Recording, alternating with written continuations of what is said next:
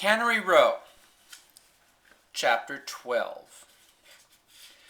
Monterey is a city with a long and brilliant literary tradition. It remembers with pleasure and some glory that Robert Louis Stevenson lived there. Treasure Island certainly has the topography and the coastal plan of Point Lobos. More recently in Carmel, there have been a great number of literary men about, but there is not the old flavor, the old dignity of the true belles lettres. Once the town was greatly outraged over what the citizens considered a slight to an author. It had to do with the death of Josh Billings, the great humorist.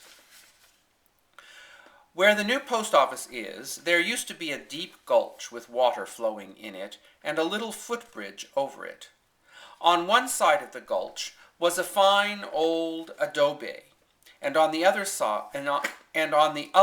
the house of the doctor who handled all the sickness, birth, and death in the town. He worked with animals too, and having studied in France, he even dabbled in the new practice of embalming bodies before they were buried. Some of the old-timers considered this sentimental, and some thought it wasteful, and to some it was sacrilegious, since there was no provision for it in any sacred volume.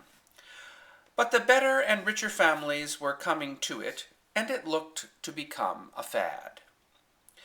One morning, elderly Mr. Cariaga was walking from his house on the hill down toward Alvarado Street.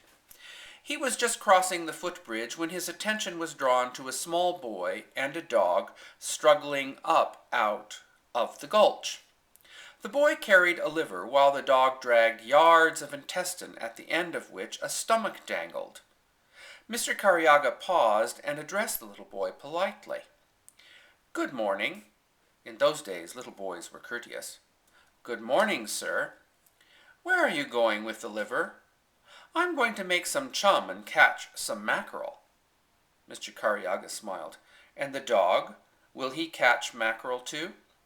"Oh, the dog found that. It's his, sir. We found them in the gulch."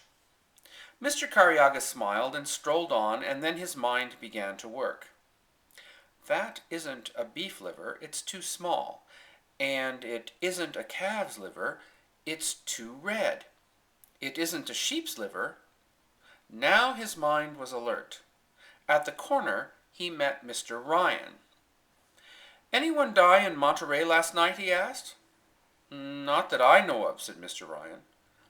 "Anyone killed?" "No." They walked on together, and Mr. Cariaga told about the little boy and the dog. At the adobe bar, a number of citizens were gathered for their morning conversation. There, Mr. Cariaga told his story again, and he had just finished when the constable came into the adobe. He should know if anyone had died. "No one died in Monterey," he said. "But Josh Billings died out at the Hotel Del Monte." The men in the bar were silent, and the same thought went through all their minds. Josh Billings was a great man, a great writer. He had honored Monterey by dying there, and he had been degraded. Without much discussion, a committee formed made up of everyone there. The stern men walked quickly to the gulch and across the footbridge, and they hammered on the door of the doctor who had studied in France. He had worked late. The knocking got him out of bed and brought him tousled of hair and beard to the door in his nightgown. Mr. Cariaga addressed him sternly. "Did you embalm Josh Billings?" "Why, yes." "What did you do with his tripas?" "Why, I threw them in the gulch, where I always do." They made him dress quickly then, and they hurried down to the beach. If the little boy had gone quickly about his business, it would have been too late. He was just getting into a boat when the committee arrived. The intestine was in the sand where the dog had abandoned it. Then the French doctor was made to collect the parts. He was forced to wash them reverently and pick out as much sand as possible. The doctor himself had to stand the expense of the leaden box which went into the coffin for Josh Billings. for Monterey was not a town to let dishonor come to a literary man.